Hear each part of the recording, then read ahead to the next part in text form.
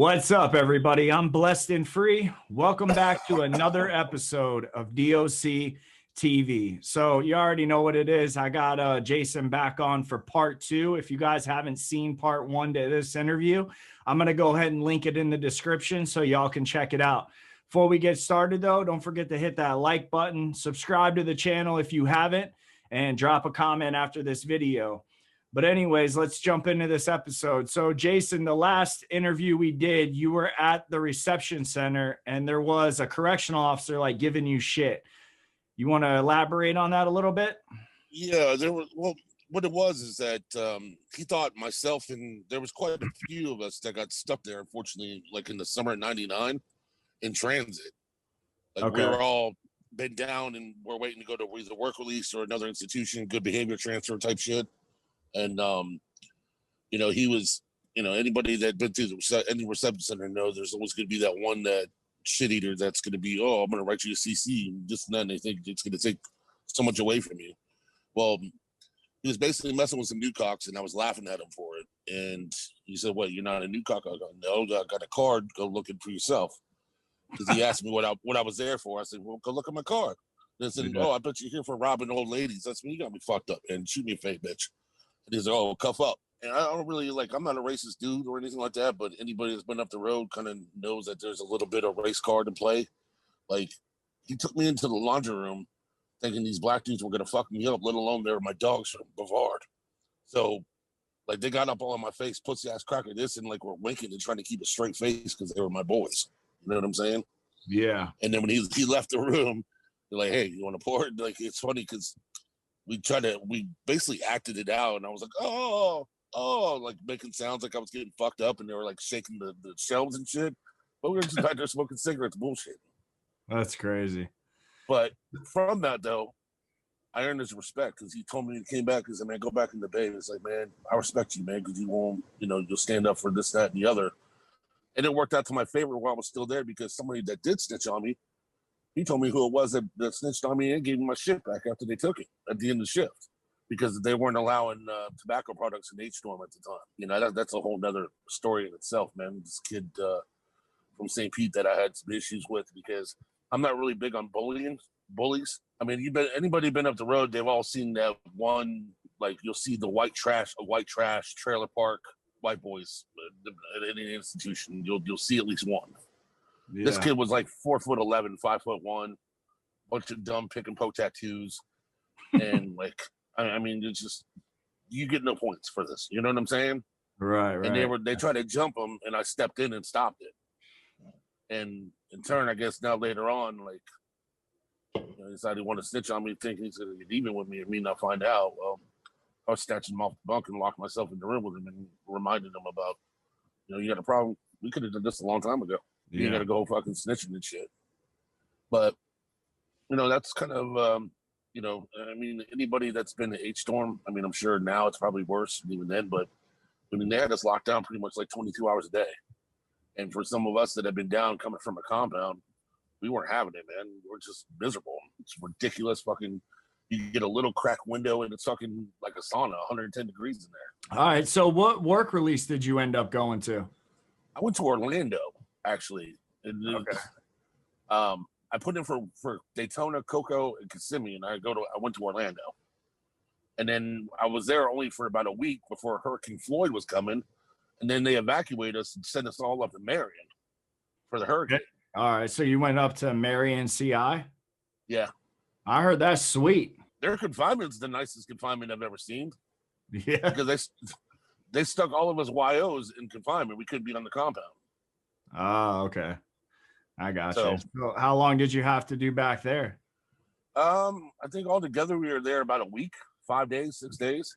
Oh, that's not too bad. No, it wasn't bad at all. Like, I remember, like, when we got there, because we had to change out and shit in the blues because we were in street clothes. And, like, they were cool before they ran us in confinement, let us smoke and bullshit before they had to take us in. And, they came and was like, Jets, pack your shit. Sergeant Ellis is here to come bail y'all asses out. One of the sergeants that worked at the work release center. Like, okay, well, I guess it wasn't that bad because they were making Hurricane Floyd sound like it was going to be like Andrew, Category 5, just destroy shit. Yeah. We didn't know. We didn't know no access to the news because when we were looking at the windows, like I don't really see. I don't see no flying cows, man. What's up with this hurricane? We didn't know. You know. So did you? So then what? Then you went back to Orlando after you got out of Marion when the hurricane Yeah. like died down. Yeah, we went back to all the way back to Orlando and then back to business as usual. And you know, I went to work, got a job at Logan's Roadhouse. You know, pretty much left the center at 7 in the morning, came back at 11 o'clock at night. Did the work release set you up for when you got out? It definitely helped me because you know, when we get in that job, like I was able to save up like $7,500. That's not bad. That's actually pretty good to get out with. I got my last check, you know what I'm saying, which was a little over a rack. So really it was like 6,300, 6,400 or whatever that I saved in there. But it wasn't bad. I mean, shit. I remember the first shopping trip we went on when I got there. Like, man, it was a trip because they took us to Kmart and I thought people were following me around, man. It was fucking weird.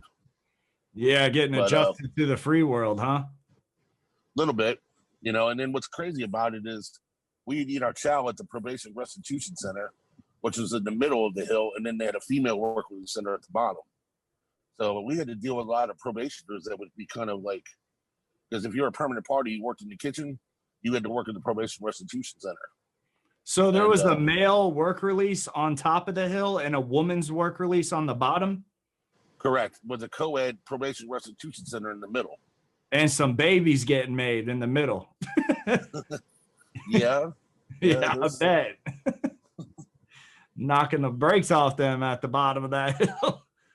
I'm not going to comment about what I've seen or didn't see or know about, but yeah, there was definitely some things happening.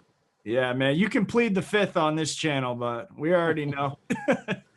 Even still, because here's the crazy part: they transitioned the kitchen to the female permanents, and they weren't supervising nothing when that was happening. It was going down then. I'll leave it at that. Yeah, I feel you. All right, so when you got out of prison, man, like what was your setup when you got out? Initially, I stayed in Orlando and I kept my job until when I was moving into my apartment with a girl that I worked with. That was at the girls' release work center? Nah, this is a girl that at my job that I worked with. Yeah, no, I know. I'm just fucking with you. Man, like they threw me a pretty, like probably one of the best parties I've ever had in my life. My welcome home party. Yeah. The way this house was set up was like a club, and it was pretty much full of Orlando Ale House employees and then people from my restaurant from Logan's. And like, man, the women at my job were scandalous. Like for me, I found out like they had a pool going on who was gonna de-virginize me, as they called it, like amongst themselves, because I've been down for 4 years or whatever. You know what I'm saying? Yeah, and, they were all plotting, bro. It was terrible, but it was a good time. Had a lot of fun, and I stayed in Orlando until that, like, the girl that I was moving in with, like, she pulled some okey doke shit the day I was moving in, and like try to like make up some shit, like I threatened her and crap, man.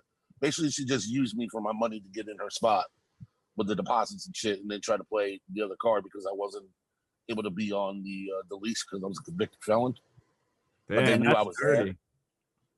So from there, I stayed in Orlando, like for who I stayed with initially before when I got out. I rented a room. I went back there for about a month, and then I came back to Brevard just because there was nothing out there for me. When you got back to Brevard, I know, we've talked, you went to adult prison. How long was it before you caught the charges which sent you back up the road?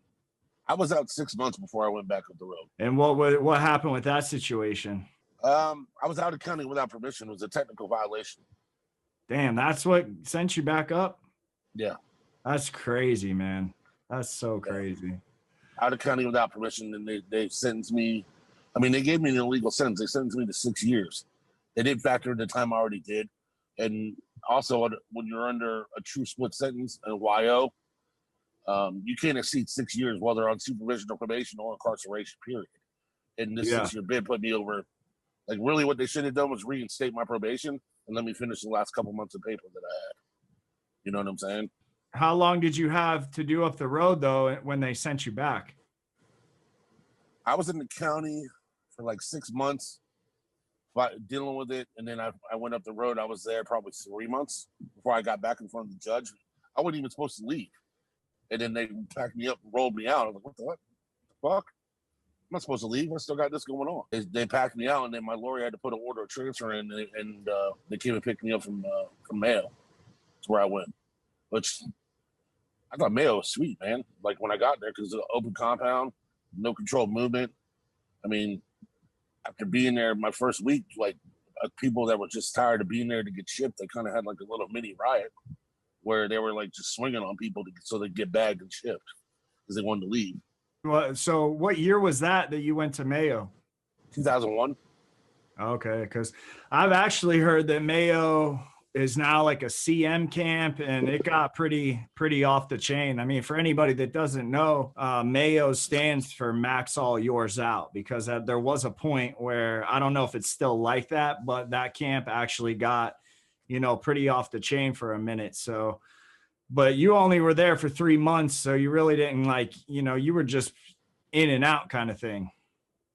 Yeah, I was there for like an overnight stay for a period, how I looked at it. I mean, but again, you stay your lane, you don't get in debt with people gambling and shit like that. You really don't have no problems. You know what I'm saying?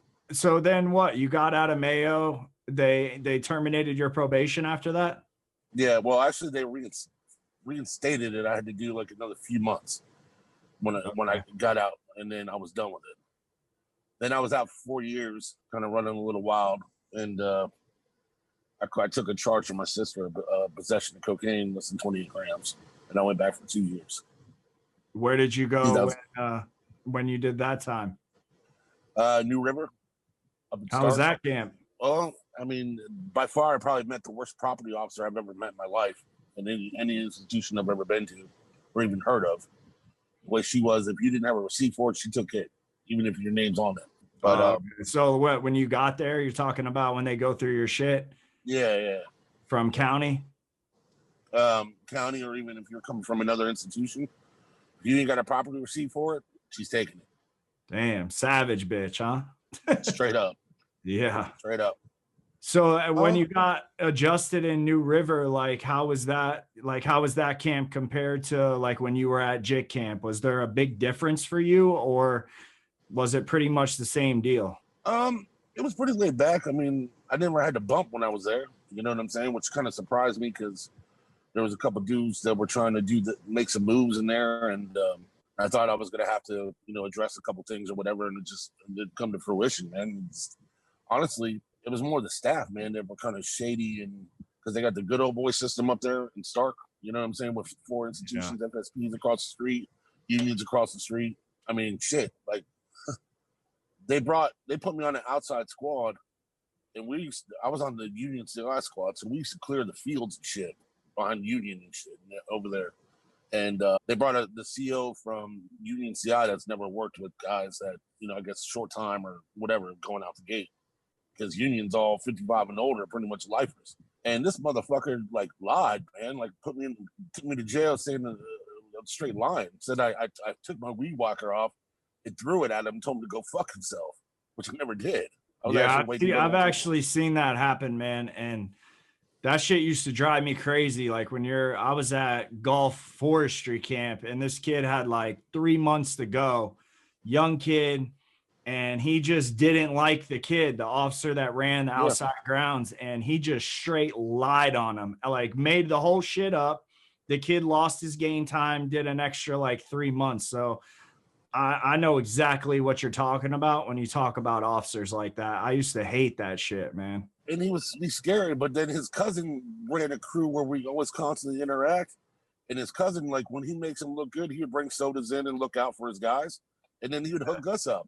And then he would allow him to hook us up, but look at us scary about when we yo, man, we did this for you. Why don't you go get some staff dining for us? You know what I'm saying? Like other boss men do.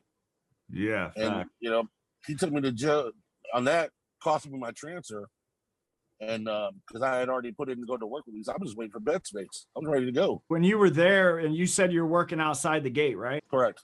So when you were there, because I know I actually never went outside the gate. I was just right around on outside grounds, doing the rabbit run and shit. But I was in a dorm that went outside the gate, and were people doing drops and bringing shit in? Yeah, there was weed everywhere.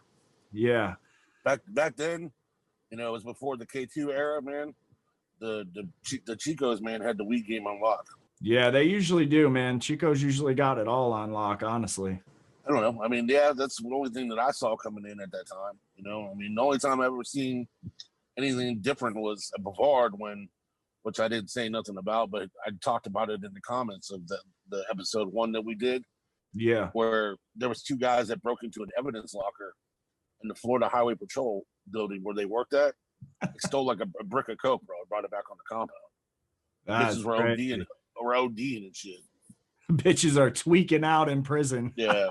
It was bad. Man. So did you EOS from New River? I did. And on March 13, 2007, I EOS. You know, and what's crazy about it though, real quick before I kind of get into what I've been doing now and like life after prison. You know, there was a lot of dudes there with time on it. You know what I'm saying? Most of the compound, besides a couple dorms that had people that went out, were guys that had 15 or better. You know what I'm saying? 10 or better. You know what I'm saying? You know, the training building for Union CI where the officers they have a cemetery over there, and they use license plates as the headstones where they bury inmates that don't have family, going back to the early 1900s. There's like a super eerie vibe in that whole area. So between looking at that, and then I was in confinement when they killed. Do you remember Danny Rollins, the dude that did all that fucked up shit at UF in the early 90s? Yep. When they executed Danny Rollins, I was in confinement looking out the window when they drove his body out in the hearse. And it just kind of put things in perspective for me. Like, I can either keep on and eventually come back for a lot longer, or I might end up dead because of my choices I was making. You know what I'm saying? Yeah, I used to have that same thing, man. Like, I don't know for you, you know, when I was in, I used to see like 60, 65, 70-year-old guys got like a K on their tag, and that's their life, man. And when you're in the dorm and you see that, and then you're in there with them, there's like 2 things that always used to come into my head. Well, that's never going to be me. And that was in the beginning. And then really what started happening was I was like, if I keep doing what I'm doing, that's gonna be me. And that's really what puts that in perspective. At least that's how it was for me. And I think what you just said, kind of the same deal. You know what I mean? 100%. The only thing that's sad though for those guys, you know, most of them got those high letters in front of the DC number. It's because of the old CRD days when dudes would get fucking like 9 months of game time in a month, and they were kicking them out and then coming back, just giving them letters. You know, back in the 90s. 65%. Yeah. Well, that ain't coming back. I've been hearing about that shit. Every time I've been in prison, man, they're like, oh shit, 65's coming back. They're getting ready to pass the law. A year later, 85% still sitting there. They've been saying that since I was down the first time, because I missed that shit by like 6 months. Yeah. Because I caught my cases in March 96 instead of before October 1st, 95. Yeah, no, that shit's never coming back. I don't care what anybody says. Yeah, especially now. But so when you were at New River and you saw the, you know, the guy get executed, and like, I'm assuming you were getting out soon when you saw that, right? No, I still had, probably 7 or 8 months left, something like that. Because it happened when I just got approved for a transfer to work release, and the boss man dude made up that bullshit and took me to jail. And then I sat in AC confinement for almost like 48 days, man, because when the investigating sergeant came in, I said, I'm not pleading guilty to something I didn't do. If I did something, I'd tell you I did, just to get on with it. And so they left me in there, man. That's it. And then finally they came at me with an offer and said, listen, we won't take no game time from me because I was already at my 85% date. Plead guilty and we'll let you out. I'm like, all right. And I guess they thought they were doing me a favor. From there, they put me to work at the Pride Forestry. So was that when you kind of made the decision, like, this is going to be my last time going up the road? Yeah. So when you got out, man, what changed for you? Because I know for me, I always made that decision when I was in, especially the first time. And, you know, once you hit the streets, life hits you full force, and you kind of forget, like, you know, when you get out of prison, when you're in there, it seems like you're in there forever. When you get out and you go a month on the street and you look back, it's almost like it was a dream, kind of. At least that's how it was for me. What did you do different to make sure like that you didn't go back? Well, and I mean, in the beginning, like the first year, I met a girl that I knew for years or whatever. We started dating. I got engaged, kind of embraced more of the family life a little bit, and struggled trying to find jobs here. You know what I'm saying? Because nobody wanted to hire a felon 10 years ago, or 12 Yeah. years ago. And going through the motions like that. And then at times, like I did slip and did what I knew best to, I guess you could say, take care of my obligations I needed to here and there.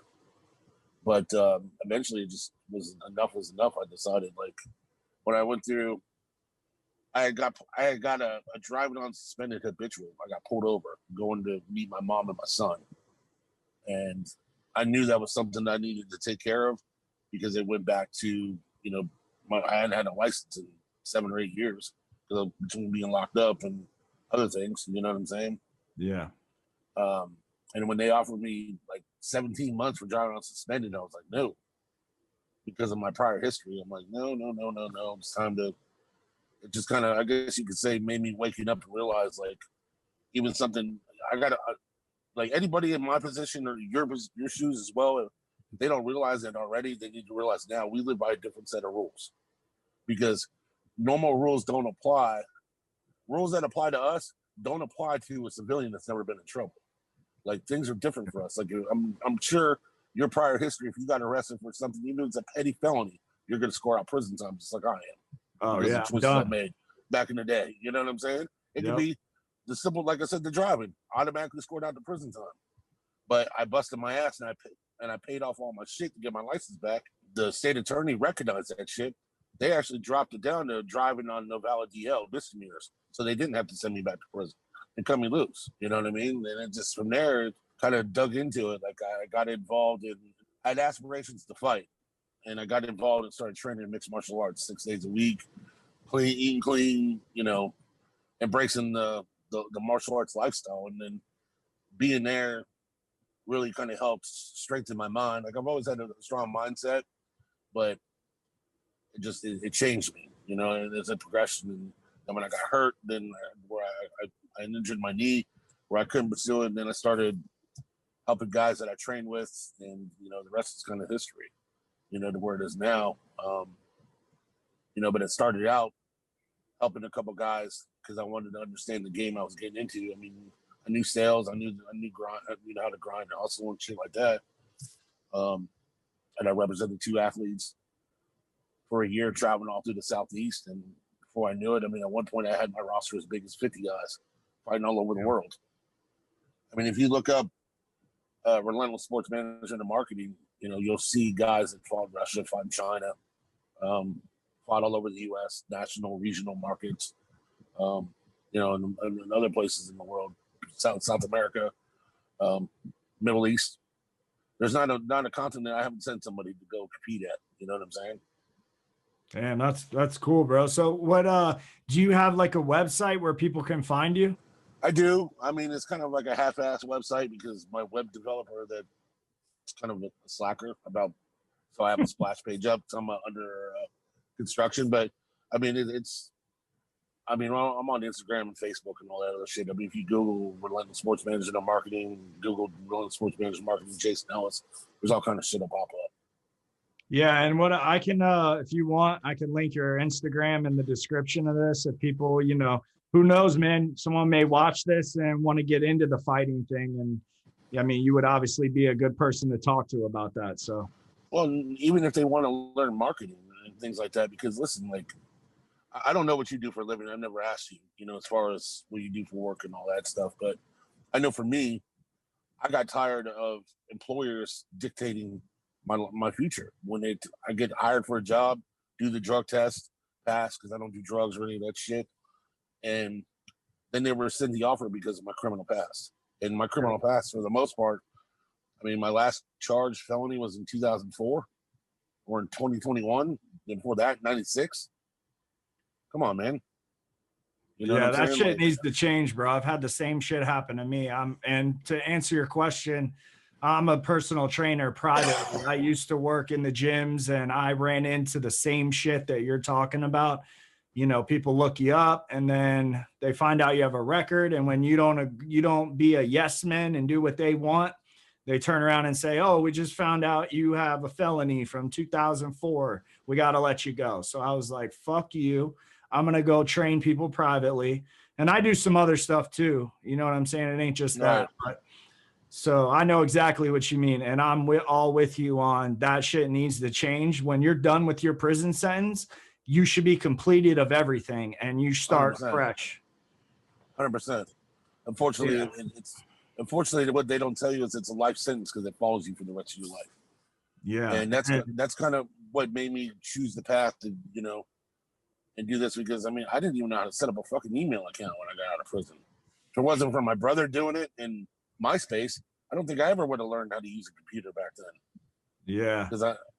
But you know, it's ironic when I look at it, and you know, from that to like now I can build websites and landing pages and all this other stuff that I do, you know. But there's if you're willing to work for it and find it, there's plenty of free trainings out there where people can learn and do something for themselves.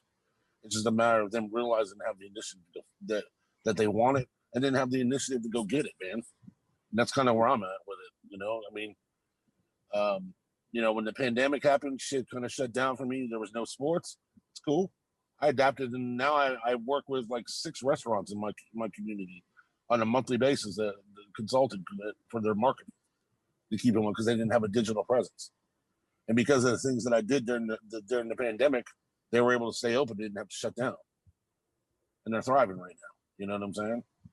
Yeah, you're just a hustler, man, a go-getter. That's really what it comes down to.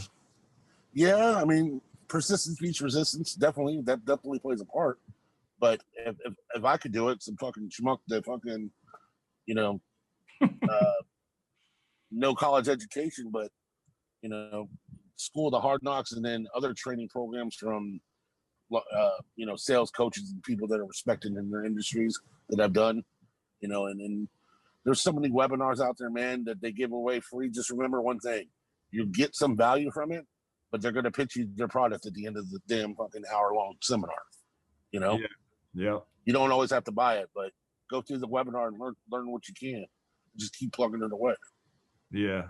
So if you could say one thing to a young person watching this, and what we were talking about on the job thing and being a felon, that's kind of what made me want to create this channel. And, you know, so if somebody was watching this right now, clean record, but are doing shit, you know, that can cause them to go to prison, seeing that you've already been through it, done it, you know, did everything, what would you say to them?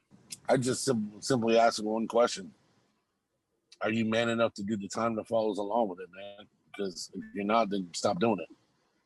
Yeah. Because otherwise, you know, you're just going to create further problems for yourself. Although this day and age, it seems like people tend to embrace that entitlement that I don't really want to say, because I fucking can't stand those kind of people. But, you know, I mean, the reality of it is, in this day and age, it seems like people embrace snitching when my generation definitely didn't. Yeah. But I just, you know, if you're not prepared to live with the consequences, it's your choice. I mean, if you can't handle what comes along with it, then don't do it. I mean, it's that simple. Especially the way the drug laws now are now. I mean, back in the day, you know, trafficking was a 3-year minimum mandatory. I don't know if it still is or not with cocaine, you know, depending on the amount you get caught with. But I know, like, I never got around with the heroin shit, but I know if you get caught with enough certain amount of heroin, like less than an ounce, it's like trafficking. You can get a 25-year bid. No, that little dime store pusher money is not worth 25 years of your life, man. And that's what you have to evaluate and look at it. Because the kid I grew up with, man, like I think he got trafficking over 14, but less than like 28 or some shit. He literally got 25 years for that shit. Yeah, that's crazy, man. That shit's killing people too. That ain't just heroin now. It's fentanyl and everything else. Oh, no. Just the opiate pandemic period, you know? Yeah.